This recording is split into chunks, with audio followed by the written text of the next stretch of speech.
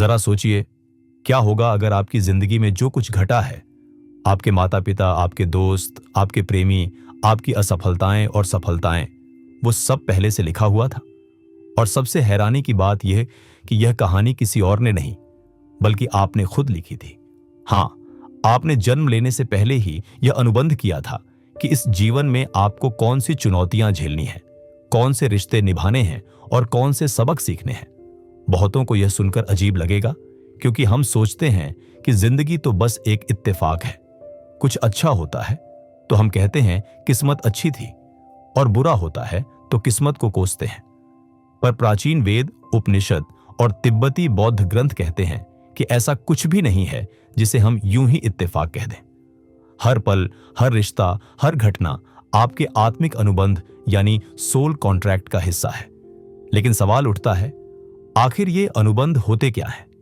क्या यह सचमुच संभव है कि आत्मा जन्म लेने से पहले एक योजना बनाए? और अगर बनाती है तो क्यों?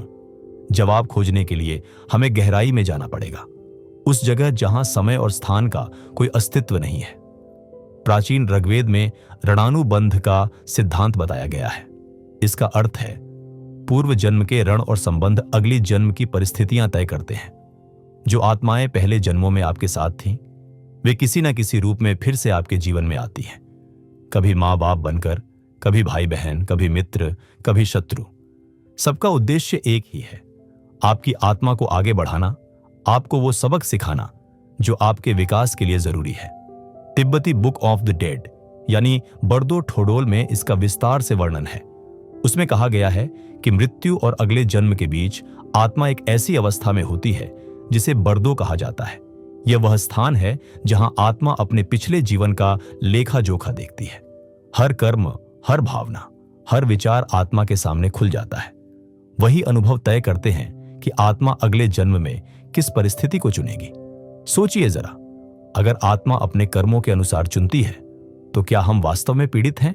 नहीं, हम तो निर्माता हैं। हमने ही यह जीवन चुना है। यह सोच अपने आप में इतनी शक्तिशाली है कि आपके दृष्टिकोण को पूरी तरह बदल देती है। अब आप जीवन को अन्याय नहीं, बल्कि एक पवित्र खेल के रूप में देखना शुरू कर देते हैं। उपनिषदों में कहा गया है, आत्मा कभी मरती नहीं, वह केवल एक शरीर छोड़कर दूसरा धारण करती है। और जब आत्मा शरीर बदलती है, तब उसके साथ रहती है उसकी चेतना, उसका कर्म और उसकी अधूरी सीख। यही अधूरी सीख आत्मा को नए अनुबंधों की ओर धकेलती है। अब सवाल यह है, आखिर आत्मा अनुबंध क्यों करती है?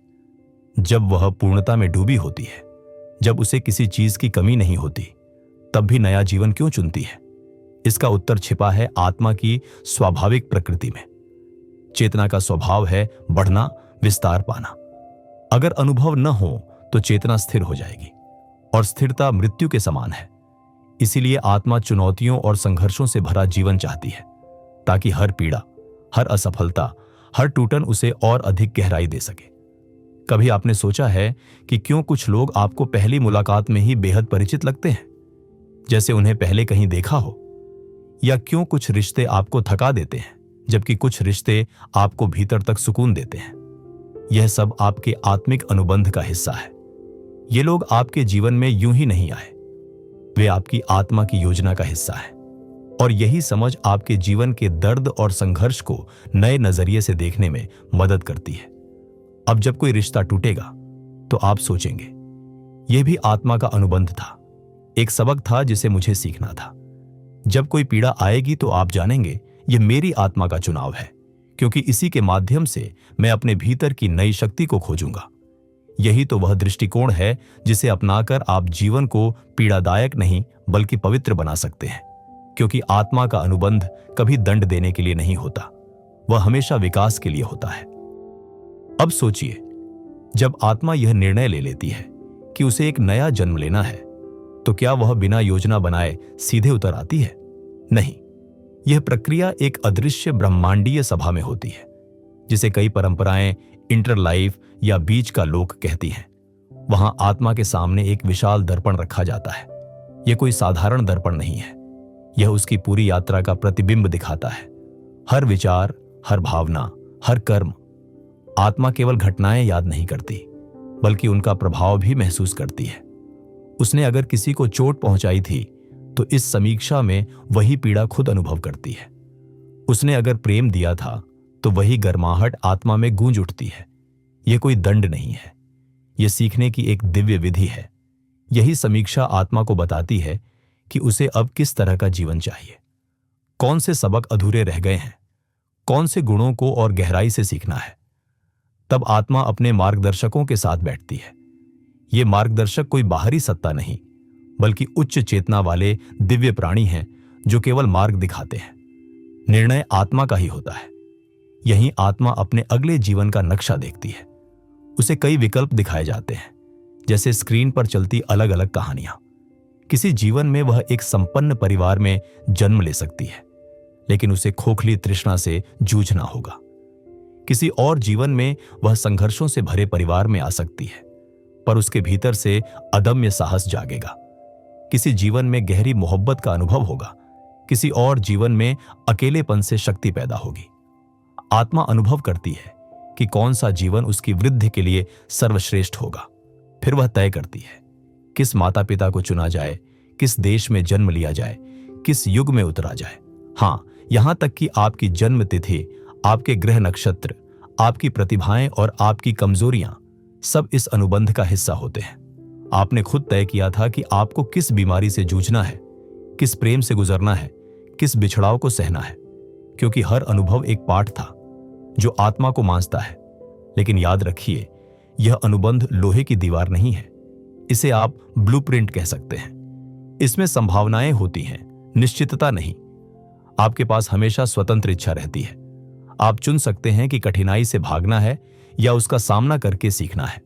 यही कारण है कि दो लोग समान परिस्थितियों में भी अलग अलग जीवन जीते हैं।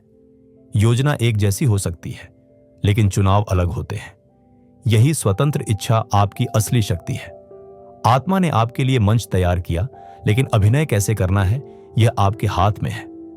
यदि आप पीड़ा से टूटकर बैठ जाते हैं तो अनुबंध अधूरा रह जाता है, लेकिन अगर आप उसी पीड़ा से नई शक्ति खोज लेते हैं तो आत्मा की योजना पूरी हो जाती है। यहां एक और गहरी बात है। जब आत्मा अनुबंध करती है तो वह अकेली नहीं करती, वह अन्य आत्माओं के साथ मिलकर अनुबंध करती है। इसे कहते हैं सोल ग्रुप। इसका अर्थ है कि कई आत्माएं समूह में यात्रा करती हैं। वे बार बार अलग अलग भूमिकाओं में आपके जीवन में आती हैं। कभी वही आत्मा आपकी मां बनती है, कभी मित्र, कभी प्रेमी, कभी शत्रु भी। सोचिए, क्या आपने कभी किसी से मिलकर तुरंत महसूस किया है कि यह रिश्ता सामान्य नहीं है? कोई अजनबी भी ऐसा लगता है जैसे सदियों से पहचानते हो। या कभी किसी से संघर्ष इतना गहरा हुआ कि उसने आपकी पूरी जिंदगी बदल दी। यह संयोग नहीं है, यह आपके आत्मिक अनुबंध का हिस्सा है। हर आत्मा की भूमिका होती है। कुछ आपको सहारा देने आती है, कुछ आपको तोड़ने के लिए ताकि आप और मजबूत बन सकें। कुछ आपको प्रेम सिखाने आती हैं और कुछ आपको क्षमा सिखाने। जब आप यह समझ जाते हैं कि हर मुलाकात का उद्देश्य है, तो कड़वाहट की जगह कृतज्ञता आ जाती है। उपनिषद कहते हैं, यथा कर्म तथा भविष्य, यानी जैसा कर्म वैसा भविष्य। लेकिन कर्म केवल दंड देने के लिए नहीं है, वह आत्मा का शिक्षक है। वह आपको बार बार दिखाता है कि कौन सा मार्ग आपको प्रकाश की ओर ले जाएगा। यही कारण है कि आपके वर्तमान जीवन की घटनाएं अक्सर अजीब लगती हैं, पर वे आपके पुराने कर्मों का प्रतिफल होती हैं। अब सवाल उठता है, अगर आत्मा ने सब कुछ तय किया है तो हमें याद क्यों नहीं रहता? इसका उत्तर है भूलने का पर्दा। जब आत्मा जन्म लेती है तो उस पर यह पर्दा डाल दिया जाता है। क्यों? क्योंकि अगर हमें पहले से सब याद होता तो हम सीख नहीं पाते। अगर हमें पता होता कि कौन हमें धोखा देगा, कौन हमसे बिछड़ेगा, तो हम कभी सच्चे दिल से प्रेम ही नहीं कर पाते। अगर हमें पता होता कि कौन सा संघर्ष आने वाला है, तो हम उससे पहले ही बचने की कोशिश करते और इस तरह अनुभव अधूरा रह जाता। भूलने का यह पर्दा एक वरदान है। यह हमें अवसर देता है हर अनुभव को पहली बार जीने का, हर पीड़ा, हर खुशी को नए सिरे से महसूस करने का। यही तो जीवन की सुंदरता है, खोना, भटकना, गिरना और फिर उठना। लेकिन यह पर्दा पूरी तरह अंधकार नहीं है। आत्मा हमेशा संकेत भेजती रहती है, कभी किसी सपने के रूप में, कभी किसी संयोग के रूप में, कभी किसी अनजान आवाज या अंतर्ज्ञान के रूप में। ये वही छोटे छोटे पल हैं जब आपको लगता है, हां, ये पहले भी हुआ है। यही आत्मा की याद है जो आपको आपकी असली योजना की ओर खींचती रहती है। अब तक आपने जाना कि आत्मा जन्म से पहले कैसे अनुबंध करती है और भूलने के पर्दे के कारण हमें वह सब याद क्यों नहीं रहता। पर यहां सबसे बड़ा प्रश्न आता है, अगर सब कुछ पहले से तय है तो हमारी स्वतंत्र इच्छा, फ्री विल की भूमिका क्या है? यही जीवन का सबसे अद्भुत संतुलन प्रकट होता है। आत्मा का अनुबंध हमें परिस्थितियां देता है, मंच उपलब्ध कराता है, लेकिन उस मंच पर हम कैसे अभिनय करते हैं यह पूरी तरह हमारे चुनाव पर निर्भर करता है। यही कारण है कि दो लोग एक जैसी कठिनाइयों से गुजरते हैं, एक टूट जाता है, दूसरा उसी संघर्ष से महानता की ओर बढ़ता है। कर्म का नियम इस खेल का गुप्त सूत्र है। हर विचार, हर भावना, हर क्रिया एक ऊर्जा पैदा करती है। यह ऊर्जा कभी खोती नहीं बल्कि लौट कर आती है, कभी उसी जीवन में, कभी अगले जीवन में।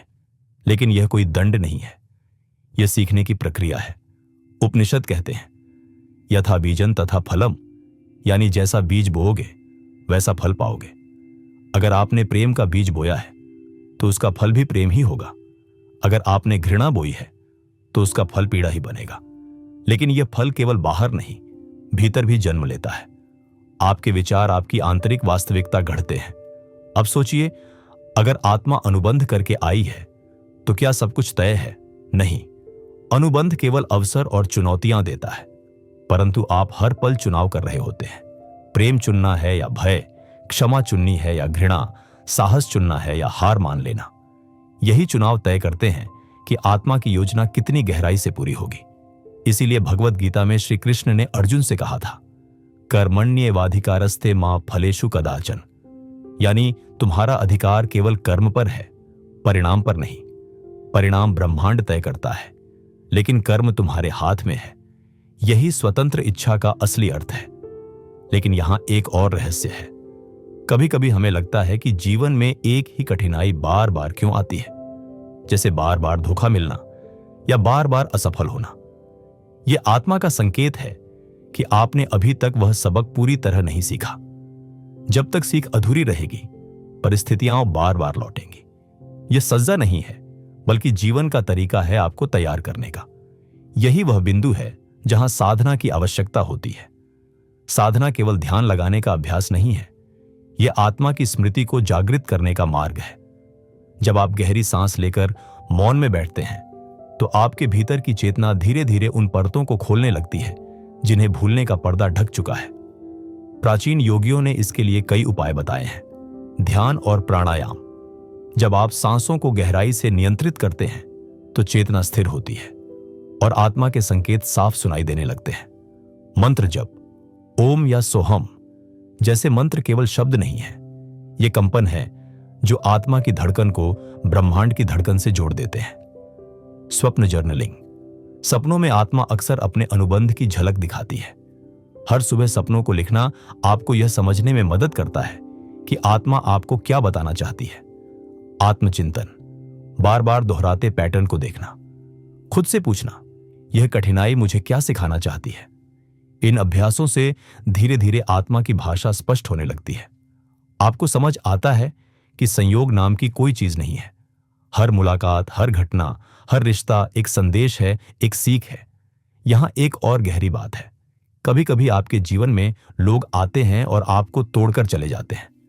पहली नजर में लगता है यह अन्याय है, लेकिन जब आप आत्मिक अनुबंध की दृष्टि से देखते हैं तो समझते हैं कि वही व्यक्ति आपको भीतर से मजबूत करने आया था। वह आत्मा आपके सबसे कठिन शिक्षक की भूमिका निभा रही थी। इस दृष्टि से जीवन को देखने पर आपके भीतर से शिकायत खत्म हो जाती है। आप कृतज्ञ हो जाते हैं, यहां तक कि उन लोगों के लिए भी जिन्होंने आपको दर्द दिया, क्योंकि वही दर्द आपकी चेतना को आगे बढ़ाने वाला था। यही तो असली जागृति है, जब आप देखना शुरू करते हैं कि जीवन केवल घटनाओं का समूह नहीं है, यह एक दिव्य पटकथा है जिसे आपने ही लिखा था। अब सवाल उठता है, क्या हम अपने आत्मिक अनुबंध को बदल सकते हैं? जवाब है हां, कुछ हद तक। अनुबंध में संभावनाएं होती हैं। अगर आप चेतन रूप से प्रेम, क्षमा और साहस चुनते हैं तो आप कठिन अनुबंधों को हल्का कर सकते हैं। लेकिन अगर आप अज्ञान और भय में फंसते हैं तो अनुबंध और भारी हो जाता है। यही कारण है कि आत्मिक साधना केवल व्यक्तिगत शांति के लिए नहीं है, बल्कि आपके पूरे जीवन के अनुबंध को बदलने का माध्यम है। ध्यान, प्रार्थना और आत्म जागरूकता से आप अपनी आत्मा की योजना के साथ सामंजस्य बिठा सकते हैं। और जब आप सामंजस्य में होते हैं तो जीवन संघर्ष नहीं बल्कि एक प्रवाह बन जाता है। अब तक हमने जाना कि आत्मा कैसे अनुबंध करती है, कर्म और स्वतंत्र इच्छा कैसे हमारी यात्रा को आकार देते हैं।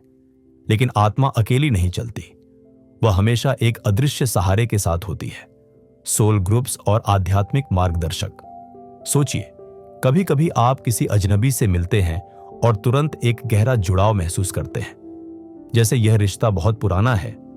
यह आपकी आत्मा का संकेत है कि सामने वाला व्यक्ति आपके सोल ग्रुप का हिस्सा है। आत्माएं कभी अकेले यात्रा नहीं करती, वे समूहों में जन्म लेती हैं, बार बार अलग अलग भूमिकाओं में। एक ही आत्मा कभी आपकी मां बन सकती है, कभी मित्र, कभी प्रेमी और कभी शत्रु भी। यही कारण है कि कुछ रिश्ते बहुत गहरे लगते हैं, कुछ बहुत चुनौतीपूर्ण, लेकिन हर रिश्ता आत्मा के अनुबंध का हिस्सा है। कोई आपको प्रेम देना सिखाता है, कोई आपको क्षमा करना, कोई आपकी शक्ति जगाता है, कोई आपको तोड़कर नया बनाता है। अगर आप इन संबंधों को केवल सतही दृष्टि से देखें तो वे दर्दनाक लगेंगे, लेकिन जब आप इन्हें आत्मा की योजना से देखते हैं तो हर रिश्ता पवित्र हो जाता है। आध्यात्मिक मार्गदर्शक भी इसी यात्रा का हिस्सा है। प्राचीन परंपराओं में इन्हें देवदूत, रक्षक आत्माएं या दिव्य गुरुओं के रूप में जाना गया है। वे हमेशा आपके साथ रहते हैं, पर वे जबरदस्ती नहीं करते, वे केवल संकेत देते हैं। कभी अचानक आए विचार के रूप में, कभी सपने में, कभी किसी अजनबी की कही हुई बात में। क्या आपने कभी सोचा है कि कभी कभी कोई छोटा सा संयोग इतना गहरा क्यों लगता है? जैसे आप किसी विषय पर सोच रहे हों और तुरंत वही शब्द किसी किताब या पोस्टर पर दिखाई दे जाए, या आप किसी निर्णय को लेकर उलझन में हो और कोई गीत बजने लगे जिसमें उसी प्रश्न का उत्तर छिपा हो। यह संयोग नहीं है, यह आपके मार्गदर्शकों का तरीका है संवाद करने का। प्राचीन योग परंपरा इसे दैवी संकेत कहती है, तिब्बती बौद्ध इसे ओमेन्स कहते हैं। आधुनिक मनोविज्ञान भी इसे स्वीकार करता है और इसे सिंक्रोनिसिटी यानी सार्थक संयोग कहता है। ये वही क्षण होते हैं जब ब्रह्मांड आपको धीरे से दिशा दिखाता है। अब सोचिए, जब आपको लगे कि जीवन में राह बंद हो गई है, तो हो सकता है आपके आसपास पहले से ही संकेत बिखरे हों। फर्क सिर्फ इतना है कि आप उन्हें पहचान नहीं पा रहे। ध्यान और जागरूकता से आप इन संकेतों को पढ़ना शुरू कर सकते हैं। सोल ग्रुप्स की एक और गहराई है। कभी कभी कोई व्यक्ति आपके जीवन में थोड़े समय के लिए आता है, लेकिन उसका असर जीवन भर रहता है। वह आपकी आत्मा का अनुबंध पूरा करने आया था। उसका काम था आपको जगाना, आपको दिशा दिखाना, और जैसे ही वह काम पूरा होता है, वह रिश्ता समाप्त हो जाता है। इसीलिए रिश्तों के अंत को अंत नहीं समझना चाहिए।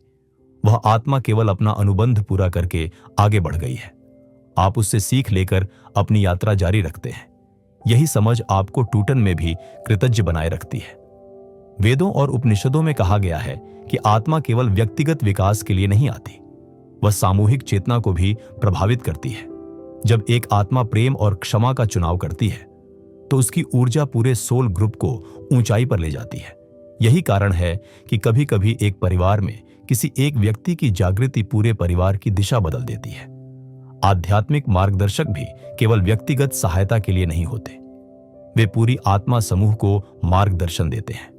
कभी कभी आपको लगेगा कि कोई घटना आपके लिए व्यक्तिगत है, लेकिन वह आपके पूरे परिवार या समाज के लिए एक बड़ा सबक लेकर आई है। इस बिंदु पर जीवन का असली रहस्य सामने आता है। आप कभी अकेले नहीं हैं। हर क्षण, चाहे वह कितना भी अंधकारमय क्यों न लगे, आपके पीछे एक आत्मा समूह खड़ा है, आपके साथ मार्गदर्शक खड़े हैं। वे चाहते हैं कि आप याद करें कि आप कौन हैं। तो जब अगली बार आप जीवन में भटकाव महसूस करें तो आंखें बंद करिए, गहरी सांस लीजिए और अपने भीतर पूछिए, यह अनुभव मुझे क्या सिखाना चाहता है? आपको तुरंत उत्तर न मिले, लेकिन संकेत मिलने लगेंगे। किसी किताब से, किसी दोस्त की बात से, किसी संयोग से। यही आत्मा की भाषा है। अब हम इस यात्रा के अंतिम और सबसे गहरे रहस्य पर पहुंचते हैं। आत्मा का लक्ष्य, जन्म, मृत्यु, कर्म, अनुबंध, रिश्ते और मार्गदर्शक, इन सब का असली मकसद क्या है? क्या आत्मा हमेशा इसी चक्र में घूमती रहती है, या कोई ऐसा बिंदु भी है जहां यह यात्रा पूर्ण हो जाती है? प्राचीन शास्त्र एक ही उत्तर देते हैं, मुक्ति, मोक्ष, जागृति, यानी जन्म मरण के चक्र से पूर्ण मुक्ति। जब आत्मा हर सबक सीख लेती है, हर कर्म को संतुलित कर लेती है और अपने भीतर के परम सत्य को पहचान लेती है, तब उसे बार बार लौटने की आवश्यकता नहीं रहती। वह उस अनंत चेतना में विलीन हो जाती है जिसे वेदों ने ब्रह्म कहा, बौद्ध धर्म ने निर्वाण और सूफियों ने फना। लेकिन मुक्ति कोई पलायन नहीं है, यह जीवन को पूरी तरह स्वीकार कर हर बंधन के पार उठने की अवस्था है। जैसे सोना आग में तपकर शुद्ध होता है, वैसे ही आत्मा कठिनाइयों से गुजरकर अपने असली तेज को पहचानती है। और जब पहचान पूरी हो जाती है तो आत्मा को लौटने की जरूरत नहीं रह जाती। यही कारण है कि इतिहास में कई आत्माएं बार बार लौटी, गुरु, अवतार, संत, बोधिसत्व। वे मुक्ति के बाद भी वापस आए, दूसरों को मार्ग दिखाने के लिए। उनका संदेश हमेशा एक ही रहा, तुम वही हो जिसे तुम खोज रहे हो, प्रेम ही सत्य है, जागो। अब सोचिए, अगर आत्मा का अंतिम लक्ष्य मुक्ति है तो हम यहां क्यों हैं? क्यों आत्मा ने दर्द, मोहब्बत, संघर्ष, बिछड़ाव चुना? उत्तर है अनुभव। केवल अनुभव ही चेतना को गहराई देता है, केवल चुनौती ही आत्मा को विकसित करती है। भगवत गीता में श्री कृष्ण ने अर्जुन से कहा, आत्मा न कभी जन्म लेती है न मरती है, वह अजर है, अमर है। शरीर नष्ट होता है, आत्मा नहीं। यह वाक्य केवल सांत्वना नहीं बल्कि स्मरण है कि आप इस जीवन की घटनाओं से कहीं बड़े हैं। अब यह समझना जरूरी है कि मोक्ष कोई भविष्य की मंजिल नहीं जिसे मरने के बाद पाना है। यह एक जागरण है जो इसी जीवन में संभव है। जब आप यह पहचान लेते हैं कि आप केवल शरीर या मन नहीं हैं बल्कि एक अनंत आत्मा है, तो उसी क्षण मुक्ति शुरू हो जाती है। यह जागृति धीरे धीरे आपके जीवन के हर हिस्से को बदल देती है। जब आप रिश्तों को आत्मिक अनुबंध के रूप में देखते हैं तो कड़वाहट खत्म हो जाती है और क्षमा स्वाभाविक हो जाती है। जब आप कठिनाइयों को आत्मा की सीख मानते हैं तो पीड़ा भी अर्थपूर्ण बन जाती है। जब आप समझते हैं कि कर्म केवल दंड नहीं बल्कि शिक्षक है, तो हर अनुभव में आप ज्ञान खोजते हैं। यही दृष्टि आपको भीतर से हल्का बना देती है। जीवन के बोझ एक एक करके उतरने लगते हैं। अब जरा कल्पना कीजिए, अगर हर इंसान यह समझ ले कि उसने अपनी परिस्थितियां खुद चुनी है, अपने रिश्ते खुद चुने हैं, अपने संघर्ष खुद चुने हैं, तो शिकायत की जगह कृतज्ञता आ जाएगी, डर की जगह साहस आ जाएगा। जीवन एक पीड़ा नहीं बल्कि एक पवित्र योजना लगेगा। यही आत्मा का संदेश है। और इस समझ के साथ एक और शक्ति आपके भीतर जागती है, सृजन की शक्ति। जब आप जानते हैं कि आप सिर्फ शिकार नहीं बल्कि निर्माता हैं, तो आप अपने विचारों और भावनाओं के जरिए नई वास्तविकता गढ़ना शुरू करते हैं। आप वही आकर्षित करते हैं जो आप भीतर से हैं। यही आत्मिक अनुबंध का असली उपहार है। याद दिलाना कि आप हमेशा से सृजन करता रहे हैं। अब प्रश्न यह है, आपके जीवन में इस जागृति का पहला कदम क्या हो सकता है? उत्तर सरल है, जागरूकता। हर दिन कुछ क्षण रुककर खुद से पूछना, यह अनुभव मुझे क्या सिखा रहा है? धीरे धीरे आत्मा की भाषा स्पष्ट होने लगेगी, संकेत पढ़ना आसान हो जाएगा और फिर आप देखेंगे कि हर घटना आपको उस दिशा में ले जा रही है जहां आपकी आत्मा जाना चाहती है। यहां तक पहुंचते पहुंचते आप समझ जाते हैं कि जीवन कोई दुर्घटना नहीं है, यह एक योजना है, एक पवित्र नाटक जिसे आपकी आत्मा ने खुद लिखा है। और इस नाटक का हर पात्र, हर दृश्य, हर आंसू और हर मुस्कान आपकी ही प्रगति का हिस्सा है। तो जब अगली बार जीवन आपको तोड़े तो टूटन में भी एक गहरी सांस लीजिए और याद कीजिए, यह वही पाठ है जिसे मैंने खुद चुना था। जब अगली बार कोई रिश्ता दर्द दे तो सोचिए, यह आत्मा मुझे क्षमा सिखाने आई थी। जब अगली बार सफलता मिले तो कृतज्ञ बनकर कहिए, यह मेरी आत्मा की योजना का ही हिस्सा था। यही दृष्टि धीरे धीरे आपको उस परम सत्य तक ले जाएगी कि आप कभी भी अलग नहीं थे। आप हमेशा से उसी अनंत चेतना का हिस्सा थे जिसे लोग ब्रह्म, ईश्वर या यूनिवर्स कहते हैं। और जब यह स्मृति आपके भीतर पूर्ण रूप से जाग उठती है तो जीवन केवल जीने लायक नहीं रह जाता, वह पवित्र हो जाता है। वह एक साधना बन जाता है। हर सांस एक प्रार्थना बन जाती है, हर कदम एक ध्यान, हर रिश्ता एक मंदिर। यही है आत्मा का अंतिम लक्ष्य, अपने भीतर छुपे उस दिव्य स्वरूप को पहचानना और उसी पहचान में जीना। अगर यह समझ आपके भीतर कहीं गहराई तक गूंजी है तो यह संयोग नहीं है। आपकी आत्मा आपको याद दिलाना चाहती है कि आप केवल शरीर नहीं हैं, आप एक अनंत यात्री हैं जिसने यह जीवन खुद चुना है। अब चुनाव आपका है। क्या आप इस जागृति को केवल एक विचार मानकर छोड़ देंगे या इसे अपनी नई शुरुआत बना देंगे? कमेंट में केवल एक शब्द लिखिए, अखंड धारा, क्योंकि यह शब्द लिखना केवल टाइप करना नहीं है, यह आपकी आत्मा का ऐलान है कि आप अब याद कर रहे हैं कि आप कौन हैं। अगर इस वीडियो ने आपकी आत्मा को छुआ है तो इसे सिर्फ अपने तक मत रखिए। इस ज्ञान को अपने प्रियजनों के साथ शेयर कीजिए ताकि उनकी राह भी रोशन हो सके। अगर आपको यह संदेश मूल्यवान लगा हो तो एक लाइक दीजिए। यह छोटा सा संकेत हमारे लिए बहुत बड़ी शक्ति बनता है।